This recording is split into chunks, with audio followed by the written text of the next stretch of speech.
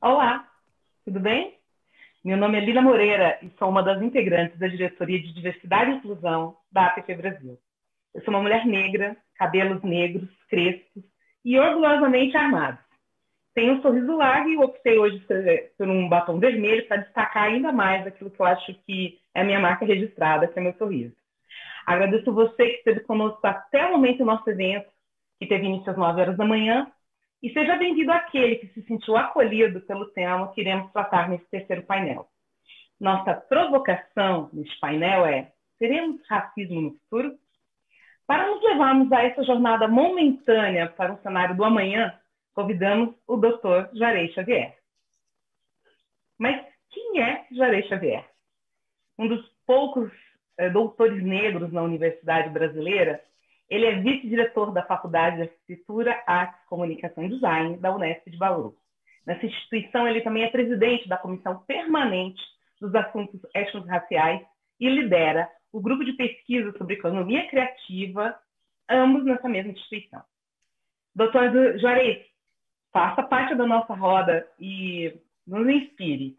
Afinal de contas, teremos racismo no futuro? Bem, muito obrigado pelo convite, agradeço enormemente a gentileza de me chamarem para uma roda como essa. Acho que nós temos um debate muito importante sobre as discussões políticas raciais no Brasil. Eu me chamo Juarez, como a querida Lina apresentou, sou um homem negro, de pele retinta, eu tenho um pequeno black desarrumado branco, cada vez mais branco, uso um óculos verde, estou com uma conta dedicada ao Orixá Ogum e outra conta dedicada ao Orixá Oxum. Estou de branco porque sexta-feira nós que somos iniciados na tradição de Orixá usamos sexta branco em respeito ao Oxalá. Bom, a pergunta que você faz é extremamente provocadora e eu vou recorrer a um mestre para poder pensar a respeito dela. Vários mestres, mas um especial, que é o professor Milton Santos. Ele, numa reflexão feita no início de 2001, um livro chamado Por uma Outra Globalização, ele diz que a realidade é tão complexa, com tantas contradições e tantas possibilidades de leitura, que ela sempre apresenta três vetores distintos. Um vetor de perversidade, um vetor de fabulação e um vetor de possibilidades, todas contidas na realidade. Então, pensando a partir do pressuposto do professor Milton Santos, a perversidade seria a gente manter os mesmos mecanismos de segregação vigentes no Brasil, particularmente a partir da abolição em 1888. Essa perversidade mantida, nós teremos racismo no futuro. A fabulação, se nós encararmos ainda a partir de uma perspectiva de que o racismo não é tão sério, que os dados e as ações políticas críticas do movimento social de negros são considerados mimimi, essa fabulação ela também manterá as bases da segregação e do racismo no Brasil. Mas se nós abrirmos uma possibilidade de discutirmos seriamente o passado recente do Brasil, a situação que o Brasil vive hoje, e compreendermos nós, pretos, pardos, brancos, amarelos e indígenas no Brasil, que nós temos possibilidade de ações políticas, nós poderemos vislumbrar um futuro pós-racista na sociedade brasileira. Então, a resposta seria sim, se nós nos dispusermos a nos desdobrar sobre as responsabilidades que se apresentam sobre nós, não se mantivermos nas mesmas condições que nós vivemos hoje no Brasil e talvez se nós mantivermos uma postura negligente diante das tarefas do presente e do futuro. Creio que a gente pode pensar a partir de uma perspectiva apontada pelo professor Gabengele Munanga. Se nós não formos tolerantes com o racismo, que é o crime perfeito que é perpetuado na realidade política social brasileira, nós poderemos ter um futuro sem racismo no Brasil. Para isso, nós imaginamos que temos que compreender algumas questões fundamentais e importantes. A primeira delas, as pré-condições históricas do Brasil desenhar as condições objetivas e subjetivas da sociedade atual. É fundamental compreendermos isso. Há três aspectos centrais que determinam as condições das relações étnicas raciais no Brasil. Primeiro é a questão da escravização negra de crianças, mulheres e negros, e homens negros, e o genocídio indígena de crianças, mulheres e homens. Essa situação criou no Brasil um conceito de descartabilidade humana que produz a morte em escala industrial de negros, mulheres, gays, lésbicas, trans e pobres no Brasil. Todos os indicadores mostram isso.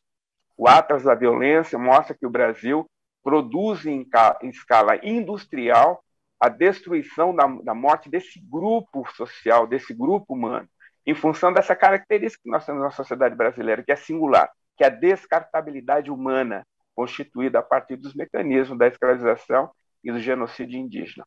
A segunda questão é como a colonização criou no Brasil uma noção de subcidadania. Todos os dados macroambientais do IPEA, do IBGE, de institutos sérios que discutem a questão da desigualdade no Brasil, mostra que mais de 50% da população brasileira vive em condições de subcidadania.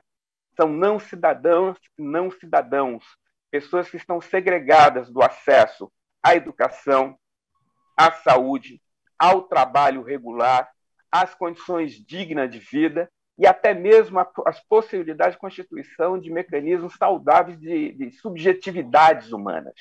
Pessoas estão totalmente alheias à possibilidade do exercício da cidadania. Então, a colonização legou ao Brasil, para a ampla maioria da sociedade brasileira, um status de subcidadão. Vamos pegar, por exemplo, o caso da mulher negra, que é o maior contingente humano na sociedade brasileira. Os cálculos apontam de 27% a 30% de mulheres negras na sociedade brasileira, alguma coisa perto de 60 milhões de pessoas. É o grupo social mais expressivo, mais representativo da sociedade brasileira e que vive em condições de maior no nível de vulnerabilidade. Vulnerabilidade material e vulnerabilidade imaterial. Então, isso mostra a noção de subcidadania plantada no Brasil a partir do mecanismo de colonização. E a terceira questão fundamental é o que nós chamamos de segregação social, da lógica da Casa Grande Senzala. O Brasil ele trouxe para o espaço social, em especial nas periferias, uma situação onde o Estado Democrático de Direito e os direitos humanos estão suspensos. A periferia do Brasil, em especial as periferias dos grandes centros urbanos, mas também em áreas rurais, elas representam o espaço do não ser, como dizia Fanon, onde todas as violências, todas as brutalidades são permitidas. Se nós lembrarmos um rápido esforço de memória, recentemente, uma chacina que houve no Jacarezinho, no Rio de Janeiro, sendo uma das mais bárbaras ações políticas perpetuada numa comunidade em condições de vulnerabilidade social no Brasil. Se isso acontecesse na zona sul do Rio de Janeiro, em Copacabana, Ipanema, Leblon, muito provavelmente as consequências políticas sociais e a repercussão seria diferente. Então é importante que nós tenhamos presente que não é mais possível e crível vivermos numa condição de segregação absoluta no espaço de não ser. Então, três questões que me parecem importantes para a gente compreender as pré-condições do Brasil: escravização e o genocídio indígena, a segregação brutal da população negra, a partir da perspectiva da colonização, que criou o Estatuto de Subcidadania, e a segregação em espaços de não ser. A segunda questão fundamental é compreender a natureza de alguma coisa que nós estamos discutindo nesses últimos 40 anos. Nós, quando eu falo a nova intelectualidade negra pelo mundo, que tem discutido a questão do racismo sistêmico. Compreender o racismo sistêmico dá uma dimensão concreta da natureza da brutalidade da violência racial. Ele é sistêmico porque ele fundou, estruturou e replica o preconceito racial em todas as relações tangíveis e intangíveis da sociedade brasileira. Ele pauta todos os valores sociais, particularmente os valores concentrados na sociedade brasileira de características patriarcais, segregacionistas e supremacistas raciais brancos, inclusive na área da produção da subjetividade, como a publicidade. Então, ele é sistêmico porque ele funda, estrutura e replica a brutalidade social e racial no Brasil. Ele fundou os principais vetores de coerção e persuasão do Estado brasileiro, né, todos os mecanismos de persuasão e coerção, o sistema prisional, o sistema legal, foram todos fundados pelo racismo sistêmico. O sistema de persuasão, em 1808, por exemplo, se funda o ensino superior no Brasil para dar base concreta da organização do racismo científico nas faculdades de medicina do Rio de Janeiro e Salvador. Funda o primeiro jornal no Rio de Janeiro, em 1808, né, com o mecanismo de persuasão. Funda o Instituto Histórico Brasileiro, em 1838, que vai dar base operacional para a constituição do racismo científico no Brasil, e fundou todos os mecanismos de constituição da elaboração de subjetividade no Brasil. É o nosso jeito de pensar, nosso jeito de andar, o nosso jeito de amar está profundamente contaminado pelo racismo sistêmico no Brasil, fundado pelo racismo sistêmico no Brasil. E estruturou um sistema de privilégios ao lado de um sistema de vulnerabilidade. Entre 1870 e 1930, constituiu uma base de privilégio para uma população imigrante recém-chegada no Brasil, que teve acesso exclusivo ao mercado de trabalho, e a partir daí ao capital econômico, ao capital cultural, ao capital social e ao capital político. E ao lado desse sistema retroalimentado por esse sistema e retroalimentando esse sistema, um sistema de vulnerabilidade para a população preta, parda, indígena e pobre da sociedade brasileira. E, em função disso, replica o preconceito racial, a discriminação racial e o racismo em todas as instituições de Estado, do mercado e da sociedade. Para poder superar tal situação, nós acreditamos que nós precisamos nos debruçar sobre questões fundamentais. A primeira delas, se nós compreendermos a necessidade imperiosa de adotarmos políticas permanentes de ação afirmativa nas áreas econômicas, culturais, sociais e políticas, nós poderemos avançar para uma sociedade pós-racista. É necessário que tenhamos políticas concretas do ponto de vista social, material, para tirar a população negra da condição que ela sobrevive hoje no Brasil. Uma segunda questão, se compreendermos a necessidade imperiosa de articularmos um amplo movimento social antirracista da população branca, hoje protegida pelo sistema de privilégios. É importante destacar e sacar isso. A população branca tem um papel ativo na luta política contra o racismo. Foi assim nos Estados Unidos, na África do Sul, e vimos recentemente nos movimentos deflagrados em função da morte de George Floyd. É fundamental a presença da população branca num grande arco de ação política antirracista. Uma terceira questão, se compreendermos a necessidade imperiosa de dissolvermos o sistema do apartheid socioeconômico que torna a sociedade brasileira inviável. O racismo inviabiliza a possibilidade do Brasil. Ele sequestra o presente e rouba o nosso futuro. E, por último, se compreendermos a necessidade imperiosa de enfrentarmos o sistema de violência interseccional que destrói a vida de mulheres, negros e pobres no Brasil. Na nossa opinião, de acordo com os nossos estudos, se e só se estivermos dispostos a nos debruçar sobre o problema do racismo, criaremos as condições para que, no futuro, possamos inventar uma sociedade pós-racista. Depende de nós, como apontou o professor Milton Santos, depende de nós questionarmos a perversidade provocada pelo racismo, depende de nós dissolvermos a fabulação provocada pelo racismo e depende de nós construirmos possibilidades execuíveis que poderão desenhar e permitir que nós possamos arrancar a alegria ao futuro numa sociedade pós-racista. É isso, Lino.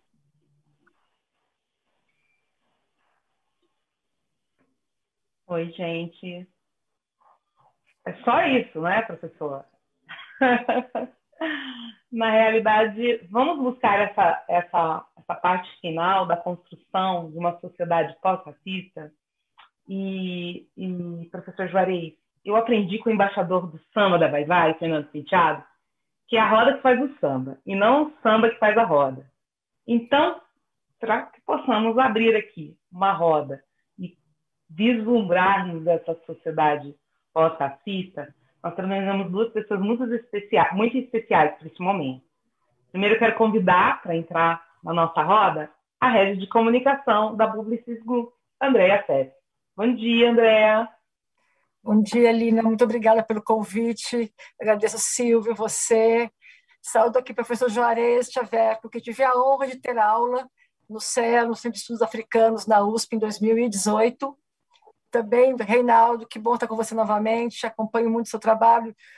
Pela Thompson, já fui signatária do fórum. E eu queria dizer o seguinte, que... bom, tivemos uma aula maravilhosa agora com o professor Juarez, muito obrigada. E eu acho que existe esse contrato, uma coisa que a Sueli Carneiro fala, né, que é a teoria do contrato racial, que ela cita o filósofo Charles Mills, que o contrato racial é o seguinte: esse contrato racial foi feito e disse que os brancos eram donos do mundo, que isso vem desde o colonialismo. E aí esse contrato foi firmado, e as pessoas começaram a acreditar nisso. Então, esse futuro sem racismo ele só vai vir se realmente os brancos entenderem o seu privilégio, o seu lugar, entenderem que eles estão... a Peggy McIntosh tem um texto que ela fala sobre a mochila invisível. Todo branco nasce com uma mochila invisível. Já na maternidade, a gente sai com essa mochila que tem visto, passaporte, cheque em branco, tudo isso. Enquanto o branco não entender que ele tem uma coisa porque foi tirado de alguém, esse futuro sem racismo não vai existir. E meu trabalho, desde que eu entrei nesse mundo, aprendi e tento ser uma pessoa antirracista todos os dias, é fazer com que as pessoas brancas entendam isso, que o nosso papel é mudar essa situação. Perfeito. Mas para quem não conhece a Andréa Sete, a Andréa, ela tem 20 anos de trabalho na área de comunicação, mas orgulhosamente ela cita e ela destaca um case que ela trouxe para o mercado publicitário, que foi co-criar o programa de equidade racial 2020 da agência Thompson. Eu tive o prazer de fazer parte do lançamento desse projeto e também tive o prazer de registrar esse projeto no mundo acadêmico, permitindo que outras pessoas no mundo pudessem saber como é que o Brasil estava resolvendo. Mas para falar também sobre a perspectiva sobre se teremos um futuro sem transfobia, nós vamos contar com a entrada na nossa roda de Reinaldo Bulgarelli.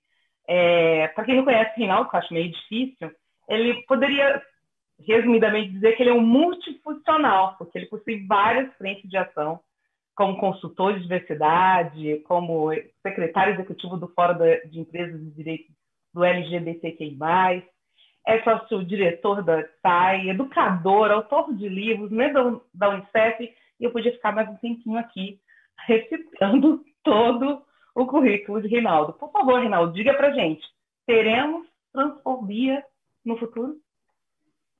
Tudo bem. Bom, antes de dizer, a alegria de estar aqui, né, com essas pessoas tão bacanas, depois de ouvir aí o professor Xavier com essa visão tão grande, estar aqui com a Andréa, né, parceirona, na construção do Fórum de Empresas e Direitos LGBTI+, onde a gente cria esses espaços, né, eu estou há 23 anos trabalhando aí com o ambiente empresarial, no ambiente empresarial, construindo, né, fazendo o Depende de Nós lá, do professor Milton Santos, que eu conheci, interagi com ele, a grande figura, né?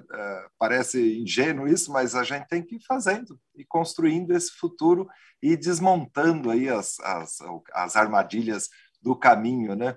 Há muitas armadilhas nesse caminho, a gente vê nesses 3 pontos que o professor Xavier trouxe, aí a questão da fabulação é o que eu mais encontro, viu, nesse mundo para a gente enfrentar a questão racial, a coisa toda. Da fabulação faz parte você almificar os viventes, né?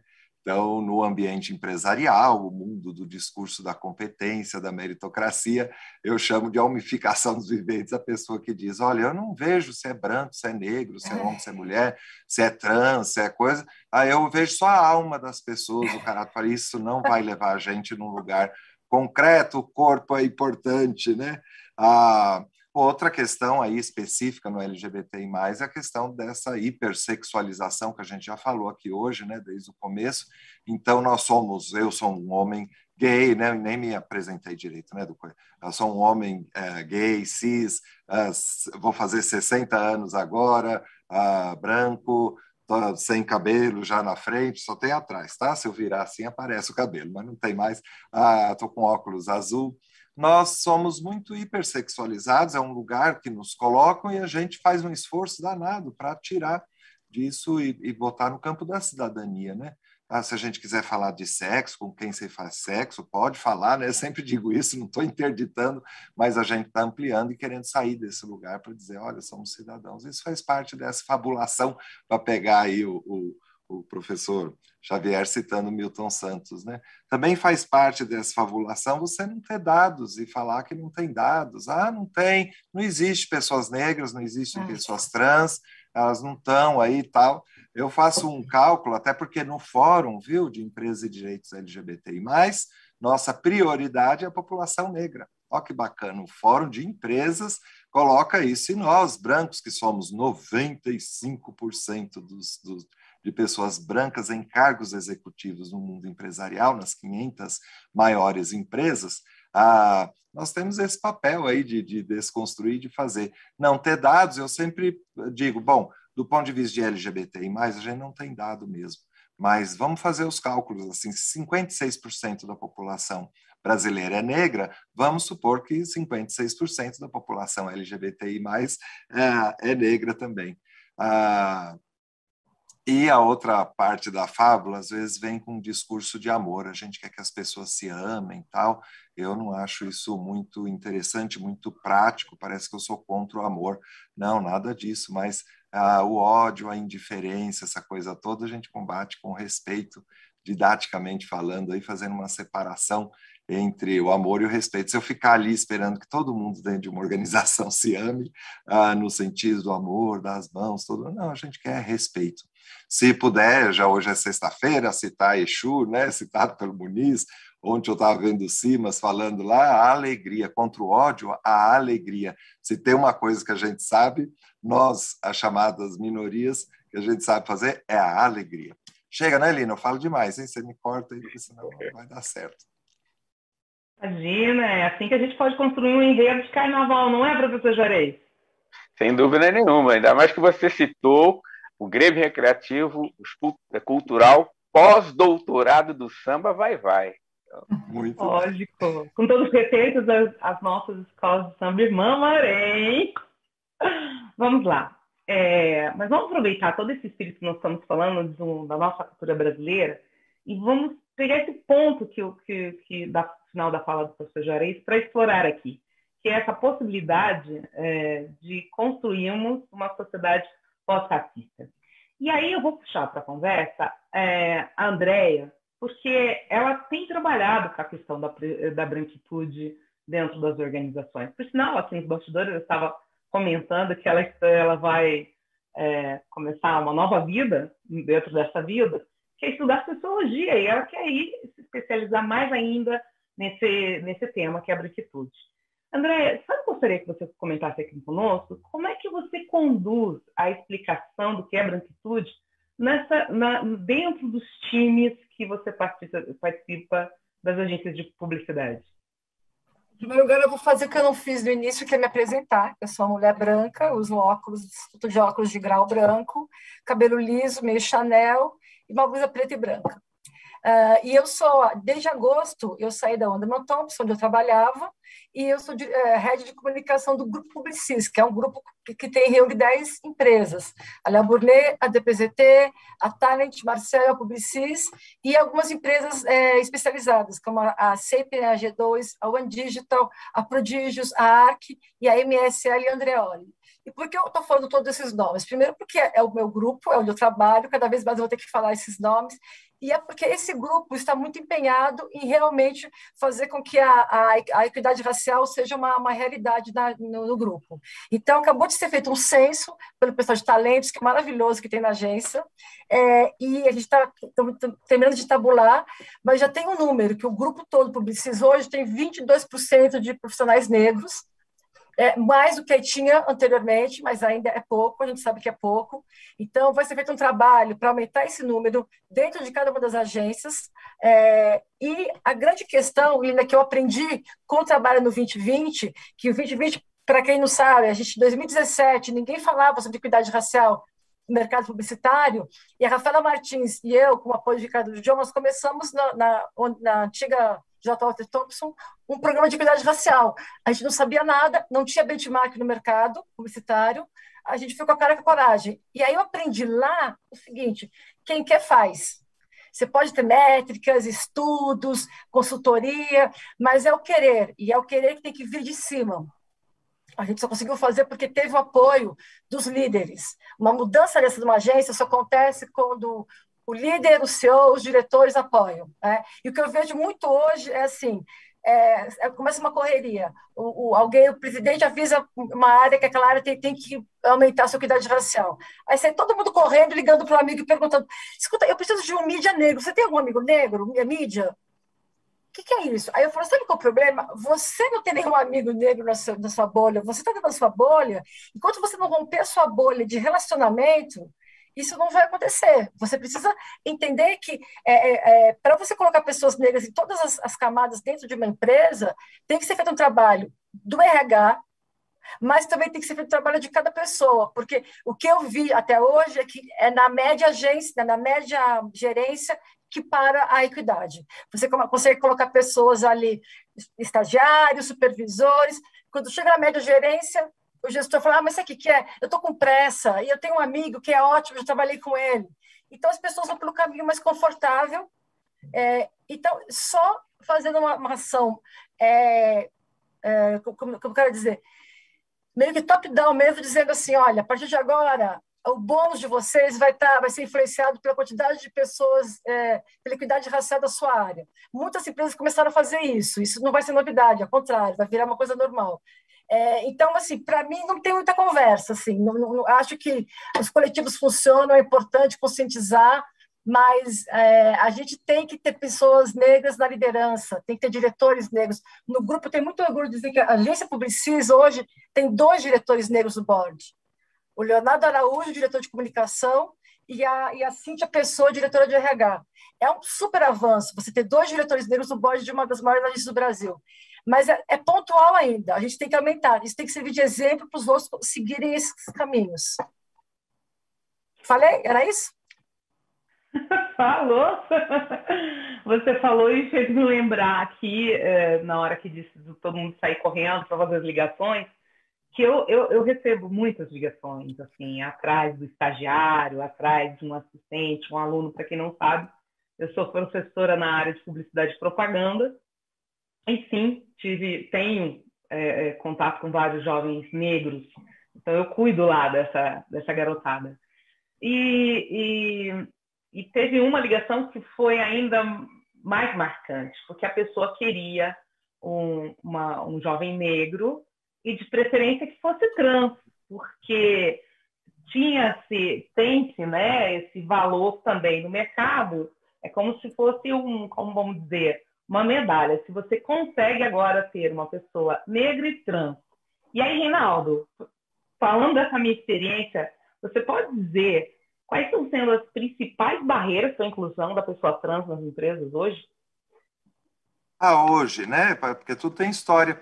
Há 10 anos atrás, a gente nem falava, era inconcebível imaginar uma pessoa trans trabalhando. A pessoa saía do trabalho para viver, né, sua vida, sua coisa toda, nem se concebia.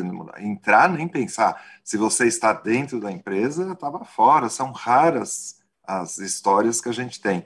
Lá, ali na fundação do Fórum, nasceu junto Transempregos. Márcia Rocha, a Laerte, a Maitê Schneider, e ali foi essencial para o Fórum, e o Fórum foi essencial para o Transemprego, porque a gente colocou esse assunto na mesa, e aí, graças à mídia, a gente conseguiu capa de todas as revistas de negócio, não falando do Fórum, nem mesmo do Transemprego, mas botando lá pessoas trans na capa das revistas de negócio. Eu tenho uma imagem disso, nas aulas, nas palestras no Fórum, eu sempre mostro isso com muito orgulho, porque ali a gente quebrou um paradigma, né? Quebrou uma coisa. Então, o número ainda é pequeno, ainda é tudo, né? Nossos números são sempre assim, mas a gente celebra essa virada que deu, porque aí passou a ser concebível você ter uma pessoa trans. Hoje, vários relatos de empresas dizendo, olha, o João agora é Maria, né? Socorro aqui, como é que a gente faz? Já está se dando conta da questão, que é isso, né? A gente tem que problematizar por que essas pessoas estão do lado de fora e depois de viver, né? As questões do mundo da gestão, no caso empresarial, de falar, tá, como é que muda o crachá, como é que muda o plano de saúde, como é que faz as questões todas, ótimo, porque antes a gente nem pensava nisso. Hoje continua sendo as desculpas de sempre, lá a fabulação, né? Gostei do que o Xavier lembrou aí de uma nova globalização, né? Não tem pessoas trans qualificadas. Fala, puxa, olha, assim como na questão da deficiência, assim como na questão racial, claro que envolve aí, na questão racial envolve questões sociais, tal, mas envolve discriminação, envolve racismo, envolve... Então, as pessoas mesmo... E aí os dados mostram isso, né? Quanto mais você estuda, sendo minoria, sendo mulher, sendo negro, quanto mais você estuda, olha que coisa triste de dizer, mais sujeito ao desemprego você está, a ganhar menos, a fazer coisa, é terrível isso, né? Para gente que lida com juventude, com vida, com transformação, é isso. Então tem que desmistificar essas questões de tem pessoas sim, tem transempregos, tem algumas outras organizações que estão surgindo lidando com isso também, que é meio artificial, você precisa criar esse mundo paralelo, né? Porque o mundo não funciona, o mundo das agências de emprego não funcionam para todas as pessoas, aí você precisa criar emprego afro, precisa criar talento incluir, precisa criar transempregos, né? Para poder cutucar ali as empresas para dizer, tem sim, e tem gente muito bem qualificada. Agora, empresa também tem que desenvolver pessoas. Então, uma preguiça, desculpa usar esse termo, mas uma preguiça de empresa não querer desenvolver pessoas, sendo que é tudo que se faz em empresa, se a gente pudesse, usando até a questão do mérito, da meritocracia, o ambiente meritocrático é o que desenvolve pessoas, não o que é gente pronta, muito menos grife, muito menos coisa. Então, se é isso, né, se dizer meritocrático não é coisa nenhuma, né? Porque quando a gente vê 95% de pessoas brancas em cargos executivos e 35% de negros na base, pessoas trans já não tem nem número, né? Os números que tem por aí são pesquisas, são estimativas, não tem coisa. A gente ainda tem essa luta para travar, que é conseguir que o quesito diversidade sexual entre no mercado de trabalho, entre nas estatísticas oficiais do país. Mas a gente eu estou otimista, viu, Lina? A gente está vendo que construímos aí uma boa história, agora falta ganhar volume, isso assim como na questão racial, aliás, tem que vir tudo junto, né? Tem que vir tudo junto. E vindo junto, o que a gente quer não é integrar essas pessoas nesse mundo, não. A gente quer, eu estou falando do lado de cá, hein, desse balcão aqui, do lado das empresas, a gente quer a transformação do todo. Não é abrir uma portinha dos fundos ali para contratar a minoria, a gente quer, por meio dessa revisão, né, e se perceber num mundo diverso, segregado, né, você fazer disso a transformação do todo, do modelo de negócio, de você rever ali um monte de coisa. Então, não é a portinha dos fundos, a gente quer abrir a porta principal e que isso gere as transformações na direção da sustentabilidade, que já dá bastante desafio para a gente, né? Estou otimista, né, Lina? Reinaldo, sim, nós também aqui na diretoria da PT temos essa mesma visão, que a diversidade é que vai fazer com que os negócios publicitários eles se reinventem o negócio em si, a forma de contratação, a sua estruturação, como você bem disse com relação à questão do trânsito, eu acho que não é só a questão do trânsito rever a forma, por exemplo, do seu plano de saúde. Né? Durante a nossa manhã, nós verificamos que temos outras questões, que, por exemplo, o etarismo, que pode fazer que a forma de contratar ou de manter um talento mude também. Resumindo, assim, a diversidade é que vai provocar uma inovação dentro do negócio publicitário. E nós estamos cada dia mais recebendo negócios publicitários de vários tamanhos e formatos, buscando auxílio de como começar. A Andrea falou de grupos enormes, que têm uma estatística até de quantas pessoas, por exemplo, negras têm da instituição. Mas, Andrea, aproveitando a fala também do Reinaldo com relação de preparar, educar as pessoas dentro das organizações, eu gostaria que você pudesse compartilhar conosco Como você faz para preparar essa liderança, uma equipe que vai receber pela primeira vez uma pessoa negra? Porque estar sozinho num ambiente, começando esse processo lá dentro, minha experiência prova que não é tão saboroso assim, tão boa essa experiência. E aí eu gostaria de saber como é que você fez, como é que você tem praticado isso com relação à equipe e à liderança. Você vai receber o primeiro negro, então, dentro dessa equipe. E também, se for possível, se você pudesse me dizer que estratégia você tem para preparar a pessoa negra que vai ter que conviver pela primeira vez numa estrutura como essa. Olha, então eu preciso primeiro contar que a minha história ela é meio torta, né? Porque eu sou jornalista, diretora de comunicação, que comecei o 2020 com a Rafaela e que não sou de RH. Mas quando a gente começou na Thompson, a gente não tinha uma área de RH forte. Então, durante os anos de Thompson, antes de virar WT, o ano passado, retrasado, eu meio que fiz esse papel, mas torto, porque oficialmente não era. Mas a minha experiência foi muito rica. A gente errou muito. De novo, a gente não tinha com o que aprender do ponto de vista de benchmark. Mas uma coisa que a gente aprendeu é que a gente tem que ser muito transparente e a gente tem que conversar muito. Então, no final do ano passado, a gente decidiu fazer, depois de ouvir várias conversas que as pessoas, os profissionais negros me contar, ai, gente, eu não aguento mais ouvir são as microagressões, sabe? Microagressão, aprendi que dói tanto quanto uma agressão maior. Então, isso estava começando a acontecer. Aí eu falei, aí a gente pensou, vamos fazer alguma coisa que a gente possa ensinar todo mundo de uma vez só? Aí surgiu a ideia de fazer um manual Agência Sem Racismo.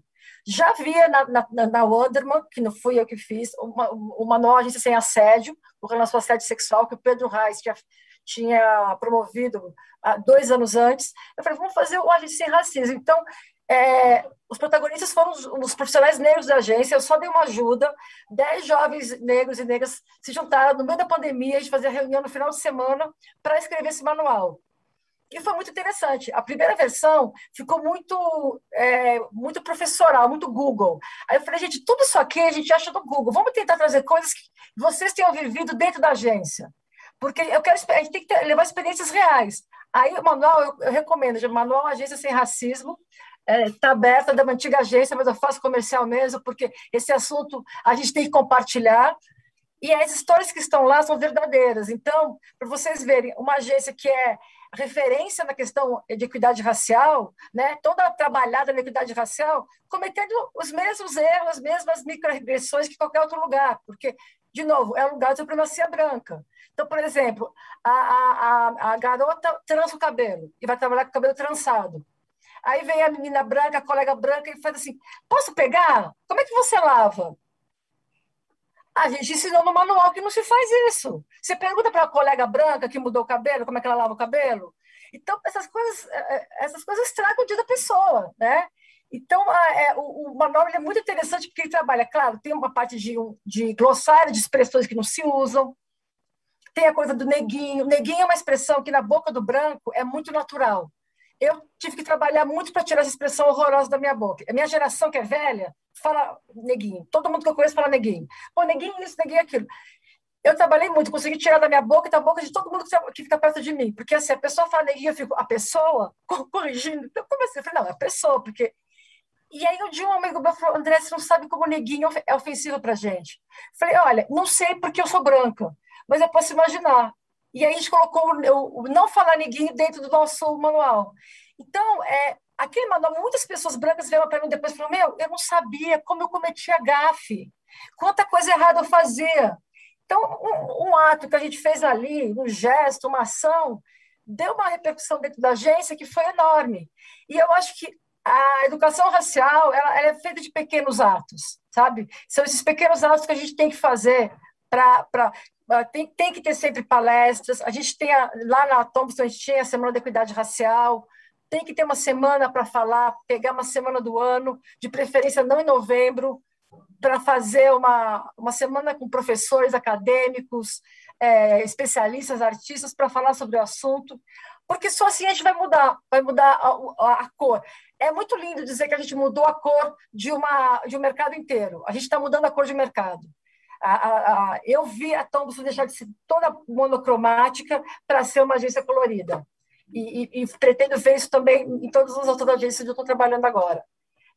Mas eu trabalho diário, todo dia você tem que fazer um pouco. Já respondi?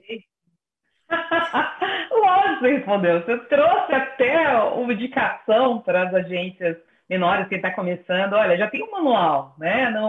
Não precisa demorar tanto para começar, né?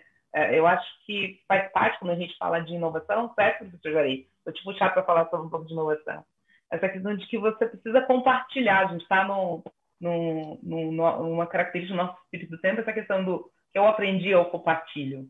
E principalmente nessa temática de diversidade, onde não existe um manual único para que você desenvolva realmente um processo legítimo de inclusão, você precisa trocar nas práticas, não tem uma outra maneira de fazer.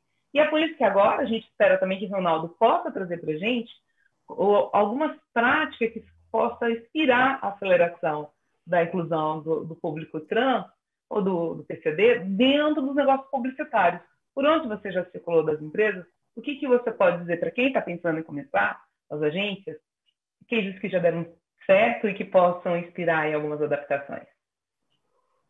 Bom, falei que eu sou o secretário do Fórum de Empresas e Direitos LGBTI+.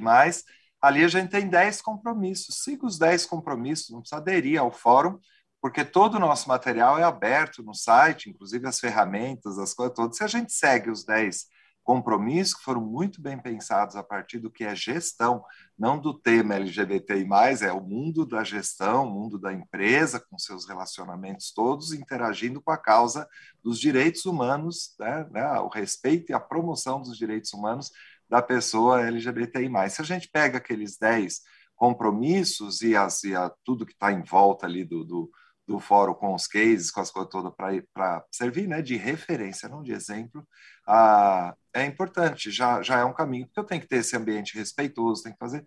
E, no fundo, tudo que a gente falou desde cedo aqui, né, eu estava assistindo desde cedo, muito importante as análises, trazer esse conceito e tal, e encerrar com isso que hoje é exigência que a gente diga: contrate, faça, coloque, ouça a pessoa.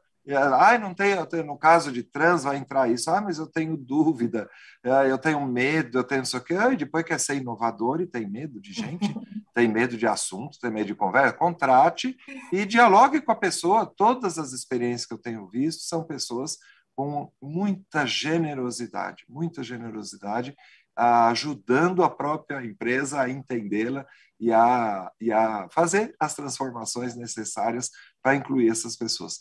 Tem pessoas, contrate, faça essa coisa. E aí a gente vai receber um monte de pedido. Eu quero, me dê 2 quilos aí disso, 3 quilos daquilo. Ainda tem essa mentalidade que a gente falou.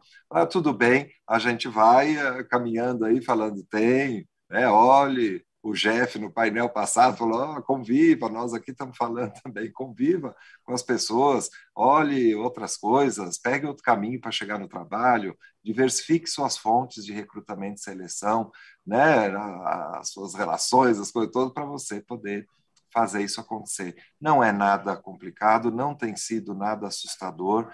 Mas os outros não vão querer. Nossas organizações têm valores, em geral elas têm uma identidade organizacional, é embaixo desse teto que a gente está incluindo, que dá para falar de assédio, que dá para dizer o não à discriminação e o sim à diversidade, com base na identidade da própria organização, que em geral ela vai trazer ali os princípios, né, ligados a valores universais de direitos humanos, simples como que tudo vira, no fundo, uma grande desculpa para a gente não ter as pessoas e não fazer o que tem que fazer, né? Contratar, botar para dentro, promover, ouvir, dialogar, interagir, é ali que nasce a criatividade. As questões concretas e simbólicas, né, como fala a Cida Bento, né, a doutora Cida Bento, é importante, você não está enfrentando só o concreto. Não, eu dei ali oportunidade, tá? Eu também tenho que enfrentar o simbólico. Eu gosto de uma fórmula, né, os mantras, baseado em normativa internacional de direitos humanos, que é assim: olha, oportunidades iguais, o que implica em fazer intencionalmente ações afirmativas, promover equidade, oportunidades iguais, tratamento justo e respeitoso a todas as pessoas. Eu acho que o justo e respeitoso juntos ali também oferece essa coisa que a gente está enfrentando dentro de casa ou no nosso fazer, na maneira de ser, de fazer, de se relacionar, esse enfrentamento dos desafios concretos, né, das desigualdades concretas e simbólicas aí que a gente tem que enfrentar. Lindo. Nós não temos muito tempo mais, porque temos ainda um momento muito importante aqui que vai concluir o nosso evento. Mas, para fazer o nosso encerramento, eu vou pedir para vocês todos dizerem onde as pessoas que estão nos assistindo podem continuar mantendo contato, o que vocês estão trazendo de novidade. Mas eu gostaria que essa despedida pudesse ser memeada por uma reflexão que vem lá da nossa área quando a gente fala sobre diversidade, e quando nós falamos de comunicação. A palavra diversidade ela já ganhou vários sentidos pela história, né? Ela já foi até uma forma de dar uma representação sobre o exótico, sobre aquilo que é muito diferente de mim, e trazendo sempre um peso muito negativo. No momento, a gente está fazendo uma construção da diversidade num sentido positivo. E dessa possibilidade de uma coisa que possa realmente trazer uma transformação se nós soubermos modelá-la no nosso dia a dia. Então, na despedida de cada um de vocês, gostaria que vocês resgatassem um pouco de como vocês estão praticando, estão contribuindo para que essa palavra ganhe esse sentido positivo, que é o que eu vejo que vamos deixar para as próximas gerações como a nossa contribuição para o futuro. Vamos começar com o Juarez? Obrigado pela oportunidade de falar um pouco sobre o que nós estamos fazendo. Eu tenho uma atividade política vinculada à questão dos direitos sociais da população negra desde os anos 80. Fui da Executiva Nacional das Entidades Negras no Brasil, da direção do primeiro Encontro Nacional de Entidades Negras e tenho participado ativamente da luta política em defesa da questão racial. Na universidade, eu entrei na Unesp em 2011 e tenho me dedicado a algumas ações, vou falar rapidamente sobre elas. A primeira foi em estimular a atividade e o debate do ponto de vista teórico, epistêmico, metódico e ético sobre a necessidade das questões raciais na graduação e na pós-graduação. A presença do jovem negro tem mudado significativamente a universidade na perspectiva do ponto de vista da ação e da política. Esse ano concluímos 2 pesquisas que seriam impossíveis há 10 anos atrás. Uma pesquisa falando sobre Bichas Pretas, é o nome da pesquisa, né, que abordou a questão da violência contra a população negra LGBT, e empreendedorismo negro, né, feito por uma grande pesquisadora, né, a Ana, que é uma grande pesquisadora, o Alan, que também é um grande pesquisador, e é parte do trabalho que nós estamos fazendo. Estamos dedicados agora ao mapeamento das políticas de ação afirmativa na pós-graduação da universidade para estimular o ingresso de pessoas, de pesquisadores e de novas linhas de abordagem sobre a questão racial e fazer o enfrentamento daquilo que nós estamos chamando da dimensão epistêmica. Na universidade, nós coordenamos um projeto chamado Educando para a Diversidade, que agora vai ser transformado em Instituto da Diversidade. A nova gestão da universidade gostou do projeto e vai ampliar o projeto, vai ser um Instituto da Diversidade na universidade, que tem por objetivo fazer o debate de forma organizada e estruturada, e faço parte da Comissão de Averiguação das Autodeclarações de Pretos e Pardos na universidade, e que nesses últimos anos a política assegurou quase 5.000 jovens pretos e pardos ingressando na universidade em todos os cursos de todas as áreas, isso parece uma questão muito importante. Encerro dizendo que essas funções, essas atividades têm o objetivo de contribuir com o debate da recuperação da humanidade da população negra no Brasil, para isso para nós é fundamental. Temos algumas metas, as metas do ponto de vista epistêmico contribuir com a construção de uma nova visão sobre a produção acadêmica, científica e tecnológica na universidade, ampliar o espectro teórico, trazendo novos teóricos que estão pensando questões importantes para a realidade política social brasileira, foi citada Sueli Carneiro, citamos Kabengele Munanga, e um universo grande de pensadores e pesquisadores nessa área, repensar a metódica de pesquisa, que ainda hoje vê o negro como objeto, o que nós queremos apresentar que nós somos sujeitos de direitos, de possibilidades, de cosmogonias, de possibilidades de inovações tecnológicas. E, por último, a questão para nós fundamental, o enfrentamento que nós estamos fazendo na universidade. Abandonar decisivamente um legado do século XIX, que sempre apostou numa suposta neutralidade axiológica da pesquisa científica.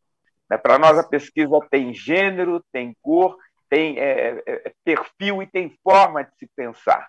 A neutralidade ela criou uma ciência, no Brasil em especial, patriarcal, de cunho extremamente segregacionista e supremacista branco, e nós queremos mudar esse jogo, compreendendo que é necessário que tenhamos uma ciência comprometida com a mudança. Né? Não basta apenas interpretar a realidade, é necessário mudar a realidade, como também nos ensinou o professor Milton Santos. O compromisso do intelectual com a mudança social. É o que nós estamos tentando fazer. Inspirador, né, Andréia? Você está deixando. Olha só, professor, que inspiração ouvir tudo isso. Bom, primeiro, em relação ao trabalho, quando recebi o convite para ser head de comunicação do Grupo Publicis, na conversa, me encantou muito saber que eu também iria ajudar na questão da diversidade e da equidade racial. Então, claro, a minha função principal é cuidar da comunicação do grupo, da imagem do grupo, do ponto de vista de PR, mas eu também estou ajudando, vou ajudar a movimentar e a acelerar a questão da equidade racial, principalmente nos cargos mais elevados. Essa é uma tarefa que a gente tem lá, nossa missão é essa. E eu também, desde o ano passado, desde o começo desse ano, eu resolvi voltar para a faculdade. Então, eu estou fazendo Sociologia na FESP, Escola de Sociologia e Política de São Paulo. Por quê? Porque durante os últimos 3 anos, eu estudei, inclusive, com o professor Xavier, na USP. A USP tem um Centro de Estudos Africanos, na FEFELESH, que são aulas abertas, livres, né? É um curso livre que fala sobre a cultura negra no Brasil, um dos módulos, e o outro é sobre África. E me encantei muito com esse assunto e resolvi voltar de verdade, assim, como graduanda para a universidade, para fazer sociologia, porque eu quero fazer mestrado e me especializar na área de branquitude. A minha inspiração é a Lia Weiner Schuckmann, que é minha amiga, porque eu acho que é o lugar que fala das pessoas brancas aliadas. E acho que tem muita coisa para estudar, para falar sobre isso.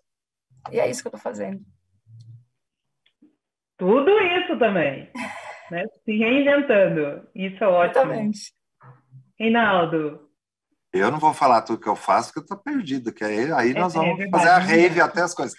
Visite o site do Fórum de Empresas e Direitos LGBTI+, lá está, é um convite para ação, ao mesmo tempo é um canto de esperança, né? Um cantinho de esperança ali para a gente ver como a gente tem um conjunto, uma elite, assumindo seu papel de elite no sentido de empresas ali que estão enfrentando o tema, né, da promoção dos direitos humanos LGBTI+, de um jeito bacana. Não é perfeito, não é paraíso, não é promessa de nada disso, é aqui, tá? Nesse campo, nesse plano da Terra, mas tem muita referência legal. Eu, Rafael Pagotto, Queca, que tem cuidado das nossas redes sociais, a gente está ali lutando para que esse tema avance cada vez mais, e ali, então, se encontra tudo desse fazer aí, né?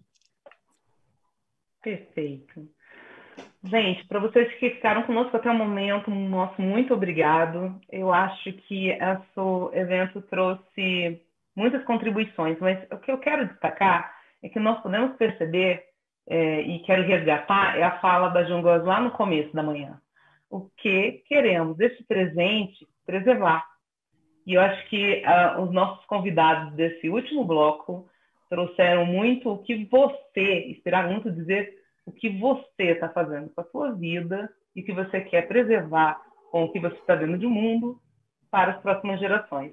Esperamos que você possa também deixar um legado, considerando a questão da diversidade, praticando pelo menos a mudança de como você fala e vê as pessoas que te cercam.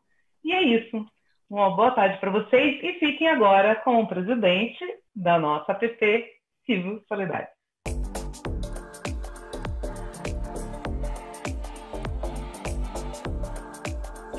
Olá, pessoal. Voltando aqui para a gente finalizar, tivemos um pequeno probleminha técnico aqui, mas é importante que a gente finalize, porque esse material vai ficar gravado e vai estar lá no site da PP para quem quiser acompanhar depois. De novo, queria trazer de novo o Rafa aqui, só para a gente finalizar, né, Rafa? Claro. Fica aquela sensação de ligação que caiu, né, no meio da conversa ali, mas só para dizer que nós, a DAPP, assinamos aí o termo de adesão como entidade parceira do fórum, e contamos com apoio, contamos com o aprendizado do Rafa, que vai nos ajudar também nesse papel. E estamos aí com a APP assumindo essa responsabilidade. Agradecer ao Núcleo de Diversidade e Inclusão, agradecer a toda a diretoria executiva da APP, a Geni e a Cris aí do nosso staff, e aos parceiros, a EditaCast, a Compasso Colab, a EdStream e a Big B, pela cooperação na realização desse evento. Então é isso, né, Rafa? É isso, esse banho de diversidade foi realmente renovador, super importante para o mercado publicitário de profissionais de propaganda. Eu acho que é uma conversa que continua e que bom agora o Fórum de Empresas de Direitos LGBTI+, estar junto da APP e poder promover sua agenda de trabalho que visa essa transformação do ambiente empresarial brasileiro e em qualquer tamanho de empresa, né, que as pessoas comecem a pensar isso de forma efetiva para a gestão, como uma jornada contínua, né, e que vai nos renovando a cada dia e também preservando aquilo que é bom, porque falar de negócios e falar de diversidade é necessário. E não é só o Rafa, vocês estão agora ao lado de mais 134 empresas, contem conosco, né, em ampliar essa conversa, essa articulação, para que mais banhos de diversidade possam acontecer. Verdade, esse foi só o primeiro. Mais uma vez, muito obrigado por vocês que ficaram com a gente nessa manhã de aprendizado. O aprendizado, como eu disse antes, vem com muita responsabilidade, que agora a gente precisa praticar aquilo que a gente aprende. Então, contem com a gente, conte com a PP, conte com o Rafa aí do Fórum. A gente está disposto a dialogar, a conversar e tirar um aprendizado dessas discussões. Muito obrigado e até o próximo banho de diversidade. Tchau, gente. Parabéns. Valeu.